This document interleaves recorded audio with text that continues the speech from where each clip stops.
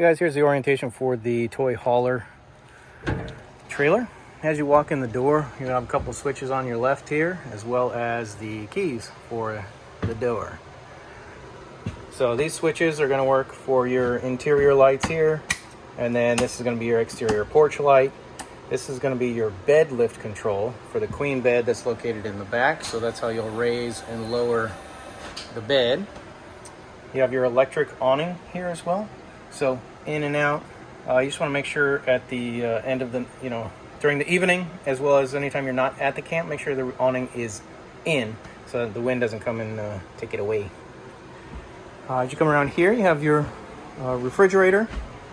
Up top, you have the on and off light there, so you should be in the on position and the auto light should be on. If it says check, you're going to want to go ahead and turn this off, turn it back on.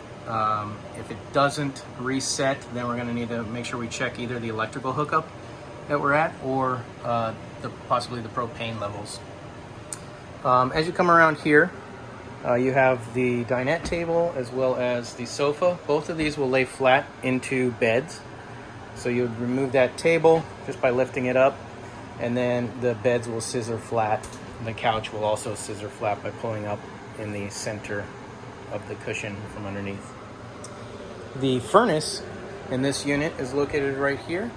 You would turn the switch off is all the way to the right, so you just would turn that, move it to the left, and then adjust your temperature for the propane furnace.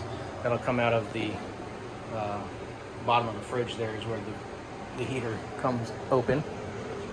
Then working your way back around to the kitchen area, you have the stove, which works just like a regular stove. Turn on your propane there. You'll need to use a lighter, which will be up in this area here or in one of the drawers, and then just light your burner. Up here you also have a bunch of remotes. So this little guy right here is the remote you're going to use for the air conditioner, which is located on the roof. So you'll just adjust the on off and the temperature with that, and you can see the readout display on the unit itself up there in the red. Now for the air conditioner, the microwave, you're going to either need to be hooked up to electrical power, or you're going to need to go ahead and use the generator here. And to use the generator, you simply press and hold the start button down until you hear it fire on. Over here, you're going to see your push to test levels. So this is where you've got your gray, which is your shower and sink water. And you'll just go ahead and push those in, and you'll see what the levels readings are, so you can manage your water if you're at your trip if you don't have hookups on. Black is your toilet, fresh is the amount of fresh water, battery is the battery levels. If you are not at electrical hookup, check that battery level periodically. If you're at 2/3 or lower, you want to make sure you run that generator for at least a half an hour to an hour before bedtime to make sure the batteries get charged up so they last overnight. You have your water pump and your water heater here, so you'll need those to get the water going. You have your DVD player, which is connected to your TV as well, so you can watch DVDs or just listen to music. Coming back into the bathroom area, you have a nice big shower there, as well as your toilet here, and then the flush lever is here.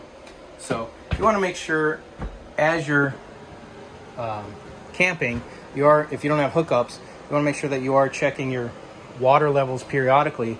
But it's very important to make sure that you do use enough water when you're flushing the toilet, otherwise the toilet paper will back up on you. So check those levels periodically, but make sure you're using enough water when you're flushing the toilet. Okay, and then when we step outside here, if you were to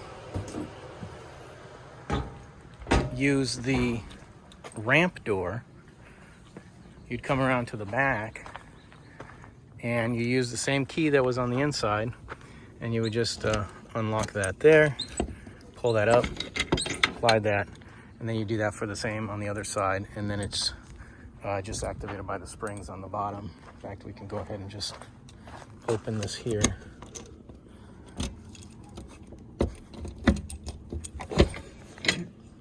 So once you pull those off, you could simply pull down the door, and then you have a nice ramp up into your toy hauler. So that's the orientation for the toy hauler, guys. Enjoy.